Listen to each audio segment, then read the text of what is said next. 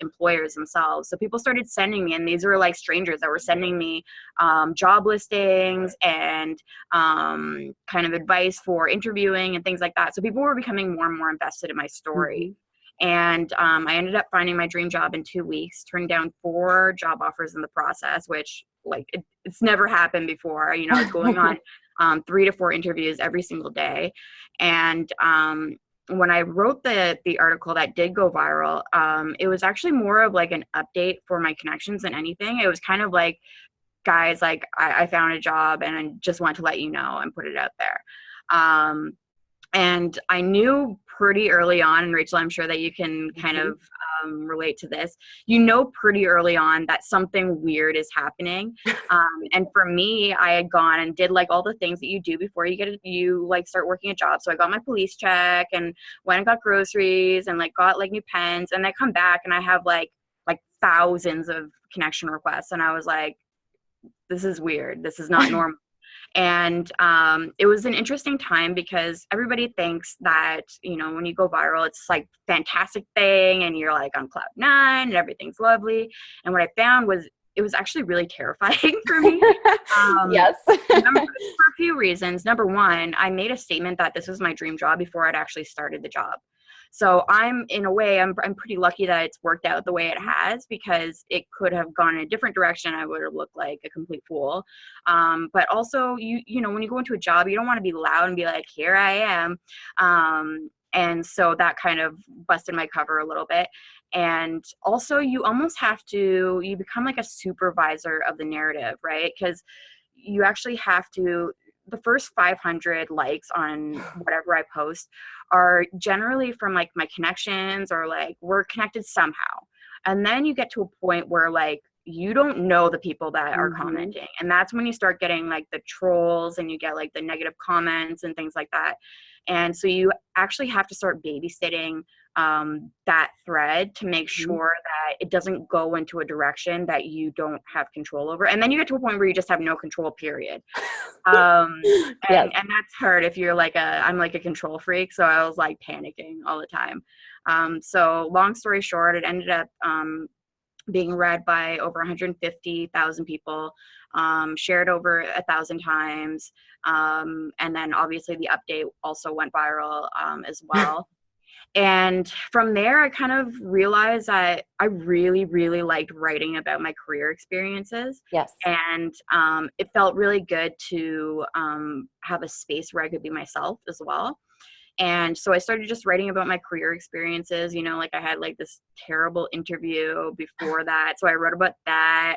I wrote about turning down my job offer from Amazon. I talked about reporting harassment and then being laid off. All sorts of things that like were really tough to chat about. And so what ended up happening was, rather than having kind of like these superficial followers, I've really been able to build a community of people that really do feel like they know me well. Yes. Because the topics are so taboo and sensitive. No, that's okay. Let me see where that's coming do from. You do the great value ads? Can anyone hear that? Oh, okay. Oh, it's Kelsey. Okay, I'll mute her mic. There we go. Okay. Perfect. We always have to like find the one that's unmuted. So there we go. I'm used to it. But yeah, so I mean that's kind of what I've been up to now. I just wrote an article about, I want to say 2 months ago, called It's Not a Life. It's called A Life, Not a Life Sentence, which was really just talking about why people are feeling stuck and how they can get past it. And I'm really lucky at this point because I have followers that really just tell me what they want me to write about. I don't ever have to like sit there and think about topics that I'm interested in. I really do write for them. And I only write about things that I feel like I have mastered myself. I wouldn't kind of put people through the ringer until I figured it out myself. And that one was picked up by CNBC. I think that one is going to become bigger than my original post on LinkedIn. But yeah, it was picked up by NBC, and I'm at the point right now I have about 43,000 followers, 30,000 pending connection requests, and I am like so close to like knocking out Justin Trudeau, which for non-Canadians, that's our Canadian Prime Minister. So that's like my goal for 2017 is to like knock him out. That's amazing. Yeah, so and now I'm just growing it from there, and it's just a lot of fun. Definitely. So a couple things I want to point out real fast that you brought up that I think are so powerful. So number one, you recognize that emails weren't being opened, which is kind of an interesting trend. I'm sure that all of us within Social Media University have experienced that with cold emails or emails where we're submitting proposals. So most of the members of Social Media University, we work for ourselves, we're working to get clients, but you discovered that emails weren't being opened. And so content marketing was almost like a backdoor into people's inboxes, correct?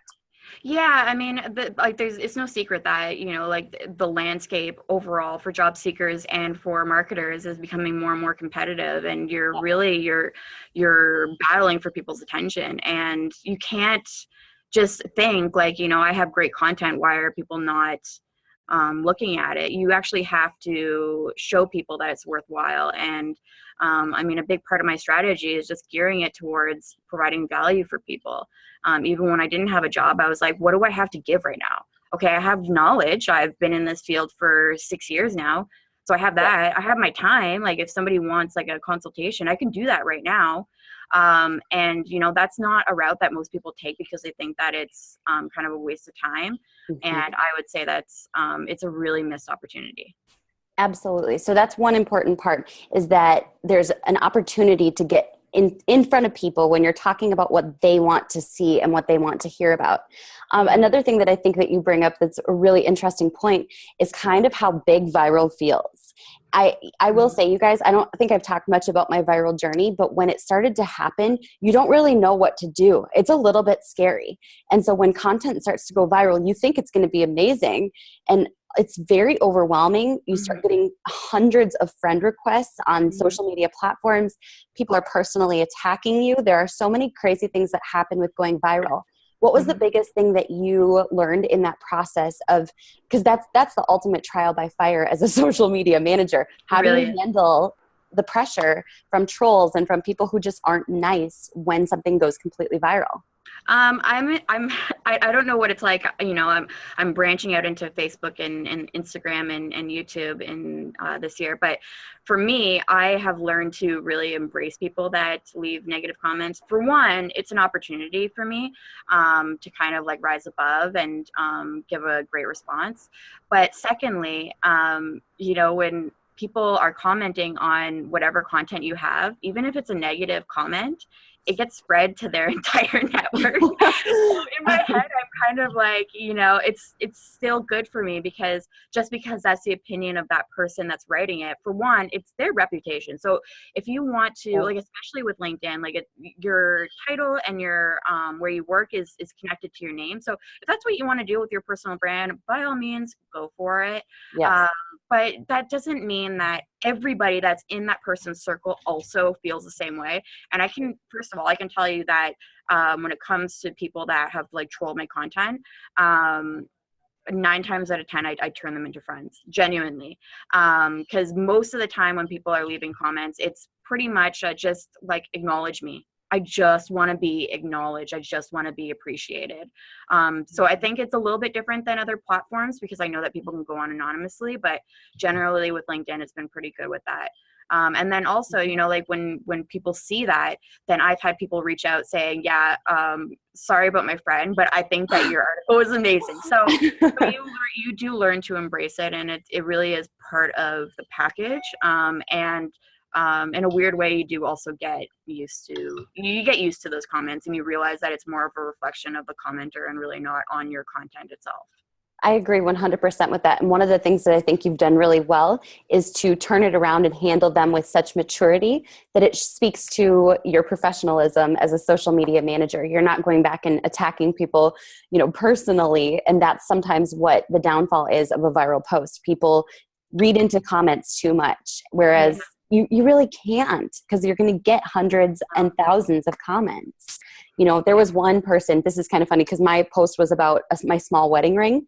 And one person said, well, this ugly something something is clearly a gold digger. And it was so funny because my followers ended up attacking her and I didn't ever have to respond to it. And plus the post was about a small ring. So I wasn't a gold digger, but it just is kind of funny that people comment and they don't realize everybody else can see it too. So you can let your following stand up for you. One question that Patty had, and this is a great question, is she'd love to know what your advice would be on an initial contact strategy with LinkedIn, with your connections, to possibly turn them into clients or to build the relationship. I mean, I still am a believer in LinkedIn articles. I think that LinkedIn Pulse is incredibly underused. I just did a contest for an hour consultation with me where I would get people to write their goals for 2017. And I would say a good 70% of the people that were responding were saying that they wanted to write more on LinkedIn Pulse. LinkedIn is really moving towards more of like a learning platform. They're really trying to create content creators out of their members. And so that is a really good way. And I know for myself, you know, and I don't have anything to sell yet on LinkedIn, but people were asking me, I would write an article and they would say, like, what do I do now? And so that is an amazing opportunity to actually, you know, give a little story, talk about what you've learned as a social media manager or as a brand manager, and then put a call to action at the bottom of it. It's really, really underused. And people do, like I know because I see all the clicks on other articles that I link in my articles, and people do actually follow because they want to know what's next, what the next step is. So I would say LinkedIn articles is huge.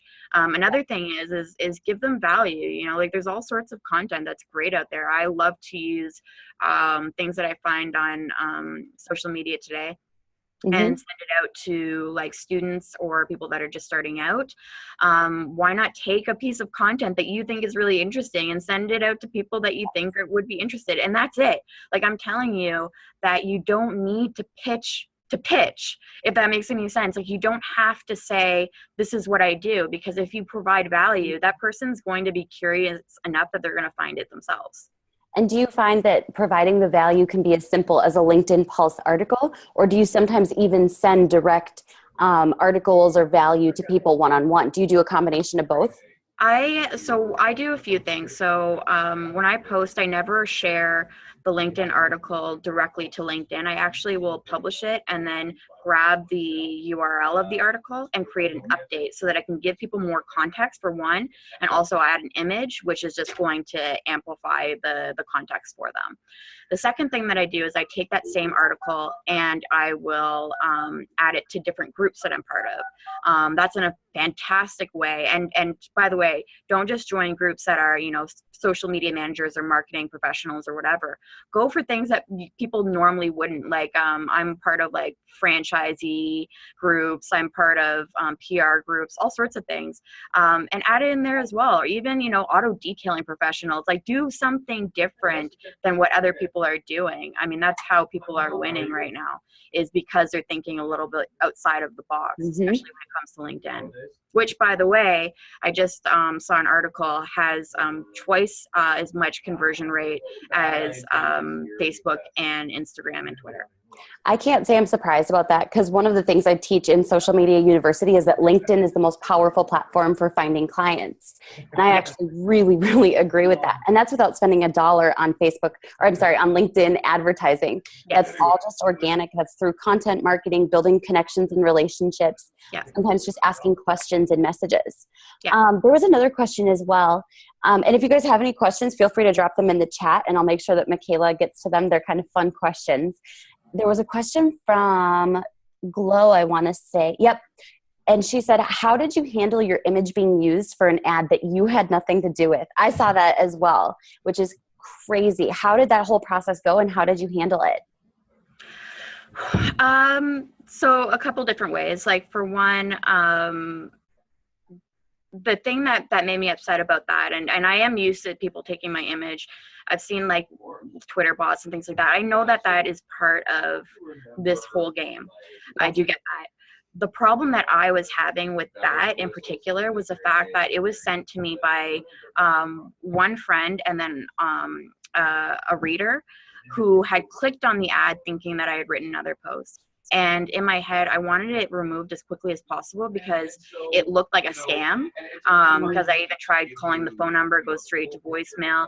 And I was terrified that somebody was going to be scammed thinking that I was endorsing the product, which in case like anybody doesn't know, so, what a company did was they took an image that I put on LinkedIn and changed my computer screen to look like it was their product. So it looked like I was like endorsing their product. And then they took that image, that Photoshopped image, and put it into an ad to make money.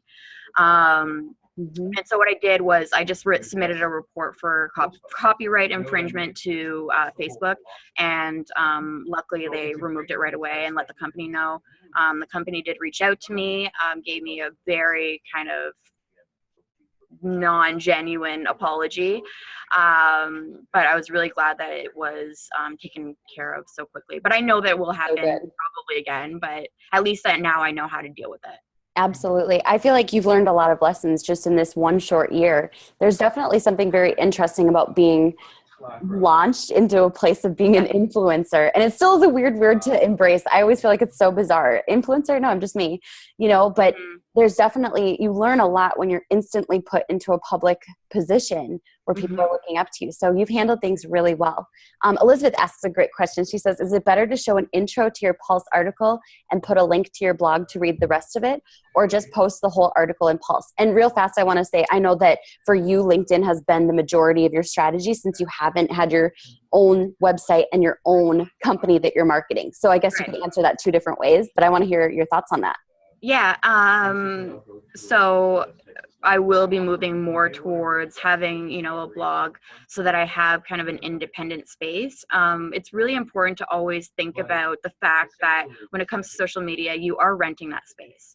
So if tomorrow LinkedIn decided like no more Michaela, then I would be in trouble, which is why I've been working on moving into Facebook and Instagram and YouTube and creating content outside of that platform. And on top of that, creating my own blog so I have an independent space. But in terms of where I post on LinkedIn Pulse because that's my home. And what I've started doing is I also will post that same article onto Medium. Medium is a really great channel to use because, well, A, it's free.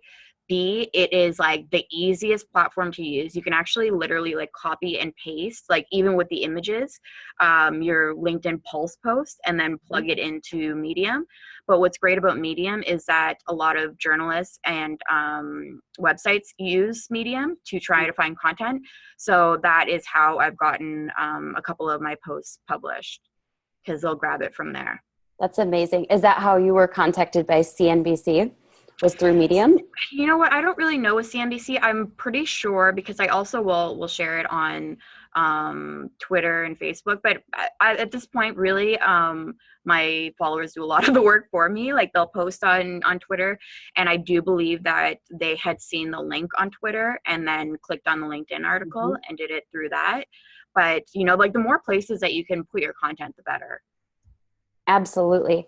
I like that you touched on the fact that LinkedIn is rented, not owned. And that's something that's important to remember with every single social network. When I see somebody who says, I only built up on one network, I always get nervous for them because anything could change at any point. Yeah. And while something is hot, build on it, but then make sure to bring everything back to yourself. Right. There was another question. Let's see. Glow said you should copyright the image and then sell it.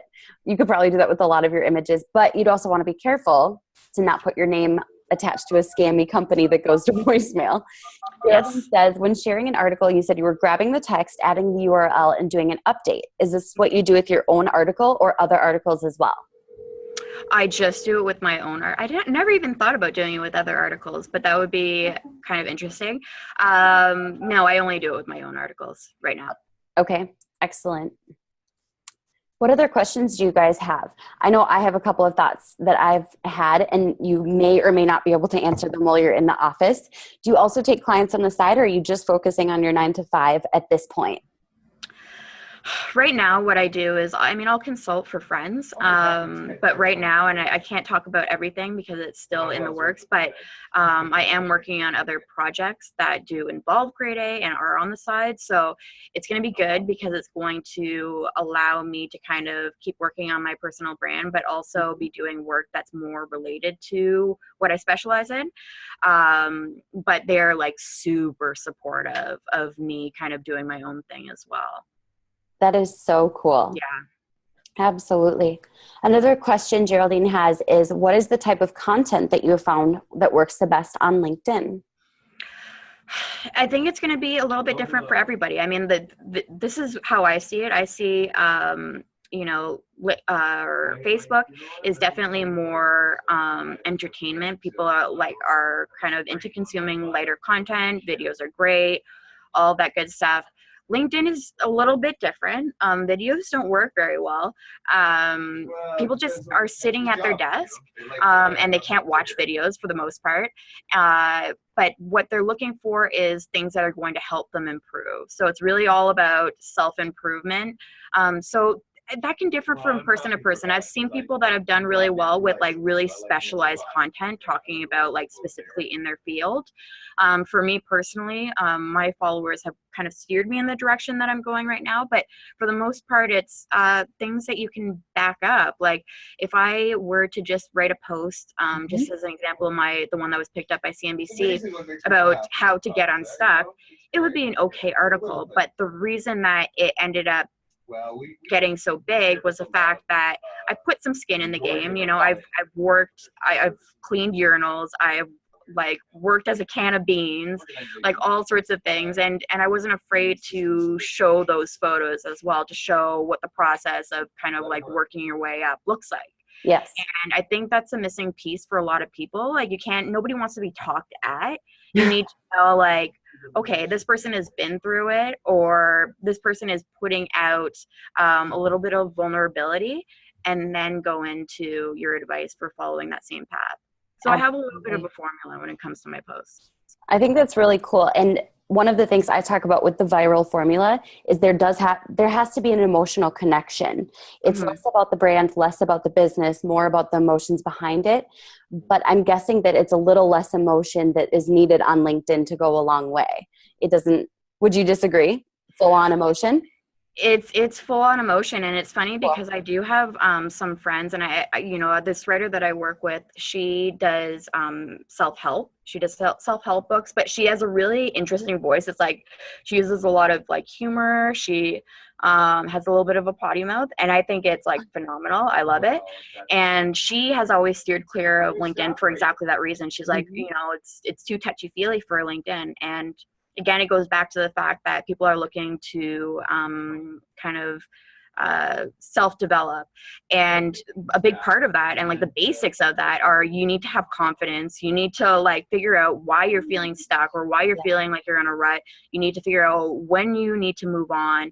All of those things are really important. Like you can't just like bypass being a human. And I think that's why a lot of people have kind of steered clear of LinkedIn. And that's where I've been able to kind of insert myself and know it like absolutely some of the messages that people send me about, that article changed my life, or that article gave me the strength to quit my job and find something that I love, just goes to show that like we're all people regardless of what platform we're working on, right? Definitely. Geraldine says vulnerability fosters trust, and that you were really authentic. And I agree. And that's why I was drawn to you. I thought it was so cool that your story was just real. It was something that people couldn't help but share. They wanted you to win. And I've also found that in going viral, for the most part, people are pretty good. You know what I mean? People want to help each other. And I found that connecting with people is wonderful. Most people are pretty good. As crazy as that sounds. Yeah, absolutely. Like right now, I mean, it's gotten to the point where like with my followers, like, I don't know, like I could post a photo of my foot and they would be like, that's a really great photo, Michaela. And like, and that's such a great feeling to know that you kind of like found your tribe. And that's kind of what I try to foster on LinkedIn as well, because there are so many people that go on there and like, I don't know what to post. Let me just post some memes, or let me just post like whatever. There's just a lot of junk on there. And so what I've tried to do is create a space where we are all in it together. And, I try to make it not about me as often as I possibly can. So when somebody sends me a message, like my inbox is an absolute mess right now. But for the most part, like if I have the opportunity, I will sit down and write you like paragraphs so that that I've gone through the same thing and this is what I've done, or that I'm supporting you. And, even things like share-a-thon. So people will send me what kind of job they're looking for, and I'll repost it and share it with my network. I'm constantly looking for ways to lift other people up. And I think that's what all social media is about, is just finding a place that you belong. Absolutely. I think that that's so cool that you're able to help other people as well in this whole process of leveraging your LinkedIn network. And you've got a strong, very loyal network on LinkedIn. Yeah. It's funny because, like when I started on LinkedIn, the reason that I started writing was because I had reached out to one of like my marketing idols who was a stranger at the time. And when I sent him the message, I basically told him like why I was laid off and what the situation was. And I told him I'm at a crossroads. Like, I don't know, should I stay in marketing? Maybe I should go for something safe. Like maybe I'm in the wrong field. Maybe I'm doing the wrong thing. And he gave me this like amazing pep talk. And then a few days later, he sent me like a huge box of books. And the books that were in that box were the books that I used to start writing on LinkedIn. So I don't really feel like I have a choice. Like I was treated so well, like around this time by a complete stranger and I know how powerful it is to like reach out and help people when they need it most, that I feel like it is actually like my duty to help people whenever I can. That's amazing. And I'm so thankful that you're here to help all of us, because I think that you're going to find so many more fans, even though almost everyone in Social Media University already knows who you are. But if you're not, you're everywhere on LinkedIn. But I think this is so cool because they're able to now connect with you and have a voice and a tone behind your name. Geraldine asked, what would you recommend? Long form articles, lists? I'm wondering about the attention rates on LinkedIn. I've been writing for, like, I just wrote my 48th article. And so I've been writing for a little while now. So it almost like, it's hard for me to answer that because it comes like just kind of like naturally at this point. It's just kind of like repetition. But I know that I do need to break up text with images. That's huge. So it's really important to have a great cover image, a short title. That's key. Can't be too long, but it also needs to be catchy at the same time. The first sentence of your article needs to pique someone's interest so that they keep reading. Has to be super short. I think probably I average about 500 words. The first portion of my posts are like a personal story. And then the second half is usually a list. So, and the last one I did had 3 different points. The one before that, I usually stay around 5 or 6, but again, really small paragraphs. So it's a mixture of lists and images as well. And then also quotes. I use the quote tool a lot. And you can use it for other people's quotes. I like to use it instead of bolding text. So if I think like, oh, that line is like perfect, then I will put that into a quote form because it just stands out and it allows people to take that and then put it when they share it. I love that. So you use kind of a combination of different types of content on LinkedIn? I do, yeah. Wonderful. I'm trying to see if there are any other questions, and it doesn't look like there are, but I feel like there's probably going to be follow-up questions as everyone watches the replay. I appreciate you so much taking the time to come and join us in a masterclass. I love your work, and I'm so excited now because everyone else is going to have, like I said, the voice to the name and to the face. And Glow says, me too. I help whenever I can. If I can, thank you so much. Megan says, thank you, Michaela. Everyone I know is so thankful to get some info from you about how to become a LinkedIn expert and how to use content marketing to really advance your career. Oh, thank you guys so much. And like I said, I'm all about helping people, especially when they're starting out, and us marketers need to stick together. So if you have any questions, just shoot me a message or tag me in a post, and I'm happy to help out. You are the best. Thank you so much for joining us. And I'm sure you and I will be in touch over the next few months. Yes, definitely. All right. I'll talk to you later, Michaela. Okay. Bye, everyone. Bye. What I would do, I would normally try